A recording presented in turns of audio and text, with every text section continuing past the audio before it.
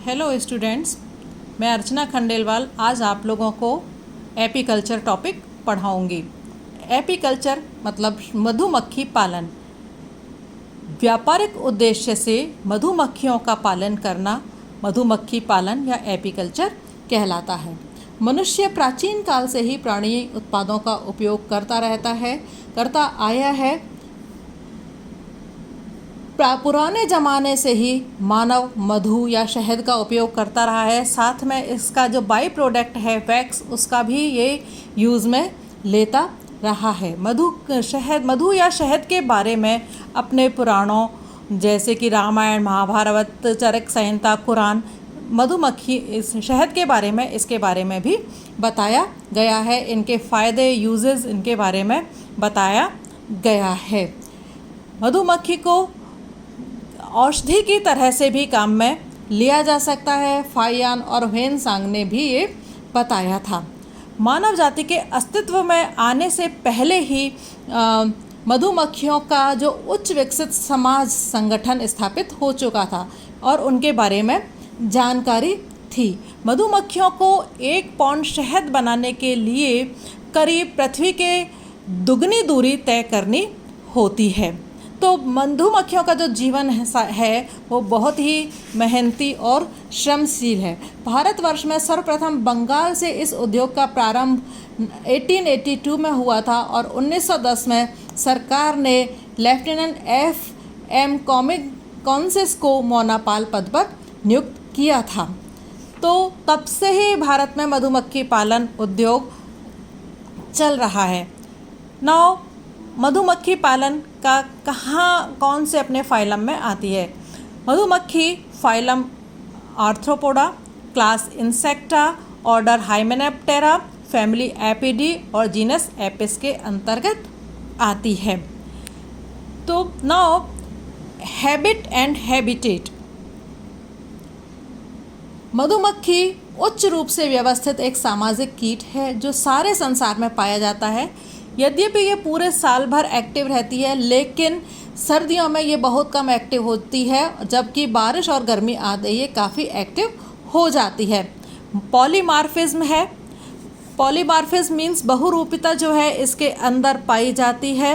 बहुरूपिता मतलब इसमें queen, drone और वर्कर्स जो हैं, इसमें 3 तरह के जो एनिमल्स हैं वो इसके अंदर पाए जाते हैं। मधुमक्खियाँ वृक्षों, पेड़ों की शाखों पर, लट्ठों पर, सब जगह पर अपने जो हाइव हैं या छत्ते हैं वो बना लेती हैं। मधुमक्खियाँ वैगल डांस करती हैं और इस तरह से मधुमक्खियों की भाषा भी कहा जाता है। मधुमक्खियों के इस बारे में सबसे ज़्यादा जानकारी कार्ल वॉन फ्रिश नाम के जो साइंटिस्ट थे, उन्होंने मधुमक्खियों के बारे में जानकारी दी थी। नाउ स्पीशीज़ ऑफ मधुमक्खी की कौन कौन सी जातियाँ पाई जाती हैं। सबसे पहले एपिस डोर्सेटा। एपिस डोर्सेटा सबसे बड़ी मधुमक्खी है जिसकी लंबाई 20 mm तक होती है। इसे जाइंट हनी भी कहा जाता है। जाइंट हनी बी भी इसको कहा जाता है। एंड ये इसका कॉमन नेम जो है बॉम्बारा इसको कहा जाता है। ये दूसरे मधुमक्खियों की तुलना में ज़्यादा शहद देती है, लेकिन ये मधुमक्खी माइग्रेटरी होती है, थोड़ा सा गुस्सैल होती है। ये सर्दियों में मैदानों में और गर्मियों में पहाड़ों पर रहती है, तो इस वजह से इसको पालना असंभव सा ही होता है। दूसरा है एपिस इंडिका जो कि एक भारतीय मधुमक्खी है। इसका दूसरा नाम मोना मधुमक्खी भी इसको कहते हैं। जंगली व मैदानी भागों के अंदर ये पाई जाती है। एपिस डोर्सेटा से कंपैरेटिवली ये मधुमक्खी छोटी होती है। ये मधुमक्खी एपिस इंडिका अंधेरे जगहों पर रहना पसंद करती है और करीब 1 फुट बड़े अनेक समानांतर हाइव्स ये बनाती है, छत्ते बनाती है। ये अपने छत्ते किसी भी सुरक्षित स्थान जैसे कि वृक्ष के तनों, खोखले, मिट्टी के बर्तन, कुओं, घनी झाड़ियों, भवनों की दीवारों पर ये बनाती है। ये शांत स्वभाव की होती है, अतः इसको पालना आसान होता है। एपिस फ्लोरिया इंडिका से भी छोटी होती है। यह बहुत कम मात्रा में शहद बनाती है। ये ग्रेगेरियस स्वभाव की नहीं होती है तथा एक ही छत्ता ये बनाती है। इसके डरपोक स्वभाव होने की वजह से और डंक नहीं मारने की वजह से इसके कारण मधु निकालने के लिए इसका छत्ता जो है आसानी से तोड़ा जाता है, क्योंकि ये ना तो डंक मारती है ना ही ये गुस्सा करती है। एपिस मेलिफेरा की जाति हालांकि शहद की मात्रा इसका कम उत्पादन होता है, किंतु यह व्यापारिक स्तर पर पालने के लिए सबसे अच्छी मानी जाती है। इनके स्वभाव डरपोक होता है और इन्हें आसानी से पाला जा सकता है। प्रजनन के लिए इसके अंदर कई सारे सुधार भी किए गए हैं और इनकी कई किस्मों में से इटालियन किस्म पूरे यूरोप और अमेरिका में मधु के कृत्रिम छत्तों में पाली जाती है। नाउ मधु की सामाजिक व्यवस्था, social organisation of honey bee. मधुमक्खियों के कॉलोनी में उच्च कोटि का श्रम विभाजन पाया जाता है। लेबर डिवीज़न जो है इनके अंदर पाया जाता है। एक अच्छे और भली विकसित निवह में लगभग 40 से 50 हज़ार मधुमक्खियाँ पाई जाती हैं। इसके 3 प्रभेद या 3 स्ट्रेन्स पाए जाते हैं, क्वीन, वर्कर और ड्रोन। 3 स्ट्रेन्स जो हैं वो इसके पाए जाते हैं। रानी मक्खी निषेचन के पश्चात निषेचित और अनिषेचित दोनों ही तरह के अंडे देती है। अनिषेचित अंडों से या अनफर्टिलाइज्ड एग्स से मेल मधुमक्खी निकलती है जिसे कि ड्रोन कहते हैं, जबकि फर्टिलाइज्ड एग से श्रमिक मधुमक्खियाँ निकलती हैं और या श्रमिक मक्खियाँ और रानी मक्खी बाहर निकलती है। इन श्रमिक मक्खियों में से ही कोई एक मक्खी जो है जिसको रॉयल जेली खिलाई जाती है वह रानी मक्खी के रूप में विकसित होती है। नाउ क्वीन एक वेल डेवलप्ड फीमेल मधुमक्खी है जिसके अंडाशय अत्यधिक विकसित होते हैं। ये एक निवह में एक ही रानी मक्खी जो है रहती है। एक निवह के अंदर एक ही रानी मक्खी होती है और ये वास्तव में रानी मक्खी जो है होती है क्योंकि यही सारे निवह की माँ होती है। मीन्स जितने भी जो एग्स दिए जाते हैं इसी के द्वारा ही दिए जाते हैं और सारे टाइम ये वर्कर मधुमक्खियों से घिरी हुई रहती है और अपने जीवन में ये केवल अंडे देने का काम करती है, इसके अलावा ये कोई काम नहीं करती है। रानी मक्खी की लंबाई 15 से 20 mm तक होती है तथा इसके बड़े व पीछे से पतले होते उदर, छोटे पैरों और पंखों की सहायता से इसको आसानी से पहचाना जा सकता है। अपनी शारीरिक रचना के कारण ये मोम या मधु बनाने का या पराग के एकत्र करने का कार्य नहीं कर पाती है।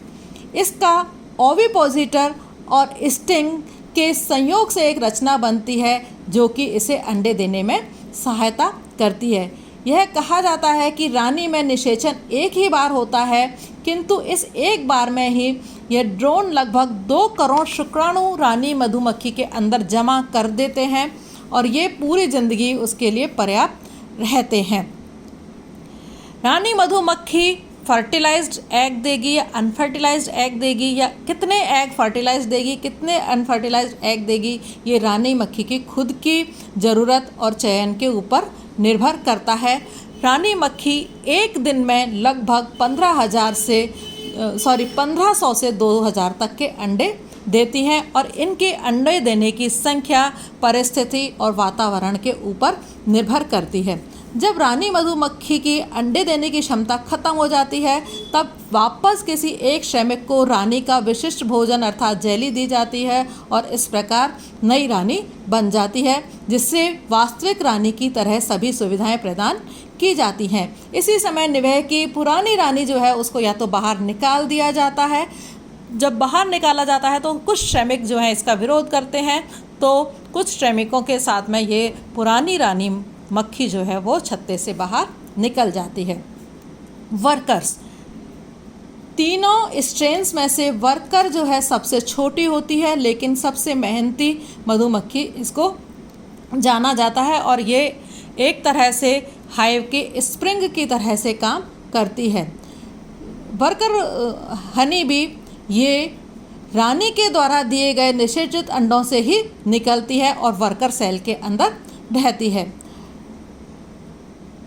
अंडे से वयस्क के विकास के लगभग 20 से 22 दिन तक का समय इसके अंदर लगता है और श्रमिक का कुल लाइफ साइकिल जो होती है वो केवल 6 वीक्स की लाइफ साइकिल होती है।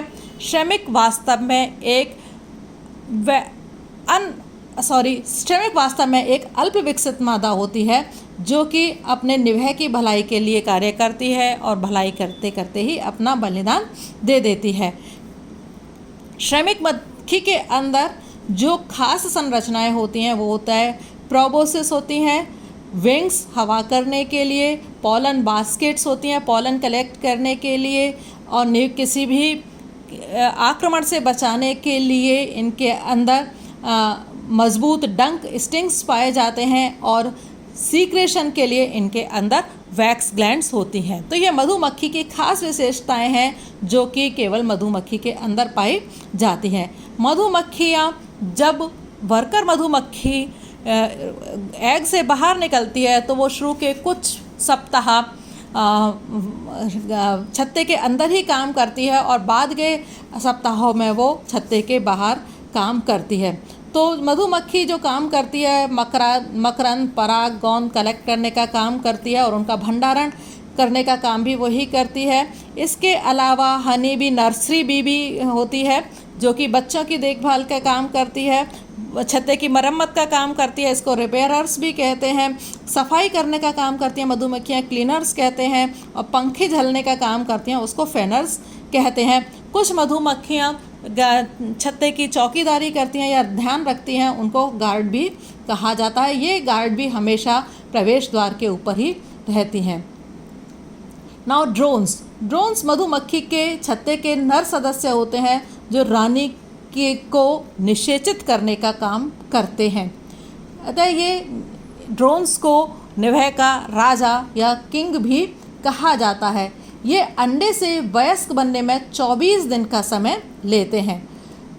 मेल्स में वैक्स ग्लैंड्स और डंक अनुपस्थित होते हैं किंतु इनके जनन अंग जो हैं भली भांति विकसित होते हैं। ये अनिश्चित अंडों से एक बड़ी ड्रोन सेल में निकलते हैं। तो जो मेल्स हैं वो ड्रोन सेल्स के अंदर रहते हैं, जो वर्कर्स हैं वो वर्कर सेल के अंदर निवास करते हैं। Now life cycle. निषेचन के पश्चात सामान्यतः रानी एक ब्रूड सेल में अंडा देती है। अंडे हल्के गुलाबी रंग के बेलनाकार सामान्यतः छोटे होते हैं। ये अंडे निषेचित और अनिषेचित दोनों प्रकार के अंडे हो सकते हैं। अंडों से निषेचित अंडों से श्रमिक निकलते हैं जबकि अनिषेचित अंडों से ड्रोन्स बनते हैं। इन्हीं श्रमिकों में से के डिंभकों में से एक को शाही जेली खिलाई जाती है। शाही जेली क्या है? शाही जेली तरुण श्रमिकों के द्वारा तैयार किया गया विशेष भोज्य पदार्थ है जिसमें पचा हुआ शहद व पराग होता है जो श्रमिक के मुख में उपस्थित एक ग्रंथिल के द्वारा श्रावित किया जाता है। तो श्रावित तरुण श्रमिकों के द्वारा तैयार किया पदार्थ है जिसमें पचा हुआ भोज्य पदार्थ और पराग उसके अंदर मिला हुआ होता है। 5 दिन तक भोजन करने के पश्चात जो श्रमिक हैं, जो लार्वा हैं, एग्स हैं, वो अपने आप को एक कोष्ठक में बंद कर लेते हैं और जो वो प्यूपा में बदल जाता है। प्यूपा फिर अपने चारों तरफ एक कोकून बना लेता है और पूरी तरह से वो प्यूपा बन जाता है। 3 सप्ताह के पश्चात इनमें से वयस्क बाहर निकल करके आ जाती है और 2 से 3 सप्ताह तक छत्ते के भीतर ही जो श्रमिक होते हैं वो छत्ते के भीतर ही काम करते हैं और उसके बाद में इनको बाहर काम करने के लिए भेजा जाता है। तो एक वयस्क को बनने के लिए, एक श्रमिक वयस्क को बनने के लिए लगभग 20 दिन या 2 से 3 सप्ताह 20 दिन इनको लगते हैं, जबकि ड्रोन को बनने के लिए 24 दिन लगते हैं। Now swarming. रानी द्वारा छत्ता छोड़ने की प्रक्रिया को स्वार्मिंग कहते हैं। यह बसंत ऋतु की समाप्ति पर या गर्मी के प्रारंभ में होती है। स्वार्मिंग बसंत ऋतु की समाप्ति पर या गर्मी की शुरुआत में होती है, किंतु श्रमिक इसमें वृंदन का वास्तविक कारण नहीं पता होता है। गर्मियों में जब छत्ते के अंदर प्रचुर मात्रा में भोजन होता है तो मधुमक्खियों की संख्या बढ़ जाती है, तो कभी कभी मधुमक्खियों की संख्या को कम करने के लिए भी वृंदन किया जाता है। इसमें एक रानी मक्खी अपने कुछ जो वर्कर्स होते हैं उनके साथ बाहर चली जाती है और नए हाइव का निर्माण करती है, या फिर कुछ वर्कर्स बाहर निकल जाती हैं, नया हाइव बनाती हैं और उन्हीं वर्कर्स में से किसी एक को रानी बना दिया जाता है। सुपर सीडर, जब पुरानी रानी के अंडे देने की क्षमता खत्म हो जाती है या वह अचानक मर जाती है तो उसके स्थान पर एक नई और अधिक शक्तिशाली रानी ले लेती है। यह प्रक्रिया अधिलंघन या सुपर सीडर कहलाती है। एब्सकॉन्डिंग, कभी कभी विषम परिस्थितियां होने पर, जैसे कि छत्ते में दीमक लग गई है या फिर छत्ते को किसी वजह से नष्ट किया गया है या फिर आसपास फूलों की कमी हो गई है, तो भी मधुमक्खियां जो हैं अपनी जगह छोड़ देती हैं, एक जगह से दूसरी स्थान पर चली जाती हैं, एक साथ जाती हैं। इसलिए इसको वृंदन, इस तरह के वृंदन की प्रक्रिया को एब्सकॉन्डिंग कहते हैं, जब विषम परिस्थितियों में मधुमक्खियों को अपना छत्ता छोड़ना होता है। नॉप्शियल और मैरिज फ्लाइट, पहला वृंदन पुरानी रानी मक्खी के द्वारा होता है, लेकिन ये दूसरी जो स्वार्मिंग है वो 7 दिन के बाद में कुंवारी रानी के द्वारा होती है। इसके पीछे ड्रोन जाते हैं और यह है नॉप्शियल फ्लाइट या मैरिज फ्लाइट कहलाती है। कोई एक ड्रोन उड़ान के दौरान इस फीमेल को निषेचित करता है और अपने स्पर्म्स को फीमेल की स्पर्मेथिका में संग्रहित कर लेती है और फीमेल्स जो है उनको ग्रहण कर लेती है। रानी मधुमक्खी को निषेचित करने के तुरंत बाद में जो मेल ड्रोन है वो मर जाता है और फीमेल जो है वापस अपने छत्ते पर लौट आती है। नाउ हाइव, मधुमक्खी के घर को छत्ता कहते हैं। यह श्रमिक मधुमक्खियों की मोम ग्रंथियों द्वारा स्रावित मोम से बने हेक्सागोनल कोष्ठों का बना होता है। मीन्स जो रानी मधुमक्खी है उसका जो हाइव, जो शेल है वो हेक्सागोनल शेल होता है जहाँ वो रहती है, और जो ड्रोन सेल्स हैं वो ड्रोन्स होते हैं वो ड्रोन सेल के अंदर रहते हैं और जो वर्कर होते हैं वो वर्कर सेल के अंदर निवास करते हैं। जो रानी मक्खी है वो सबसे नीचे की तरफ रहती है। नाउ फ्लोरा फॉर एपीकल्चर, मधुमक्खियाँ काफ़ी दूरी से भी मकरंद और पराग एकत्र कर सकती हैं, किंतु मधुमक्खी पालन के लिए उनके किस तरह का उन्होंने फ्लोरा यूज़ किया है काफ़ी महत्व रखता है। यूजुअली मधुमक्खियाँ जिनका मकरंद लेती हैं वो है उन जो पुष्प का है नीम, जामुन, रीठा, इनके लेती हैं। इसके अलावा मक्का, गुलाब, बाजरा, पराग आदि के भी ये अच्छे स्रोत हैं मकरंद प्राप्त करने के लिए, उनसे भी ये मकरंद प्राप्त करती हैं। और कुछ पौधे जैसे आड़ू, चेरी, सेब, शीशम, नारियल, अमरूद, सरसों आदि मकरंद तथा पराग दोनों के ही अच्छे स्रोत हैं। तो मधुमक्खियाँ इन सब से भी अपने मकरंद और पराग ग्रहण करने का काम करती हैं।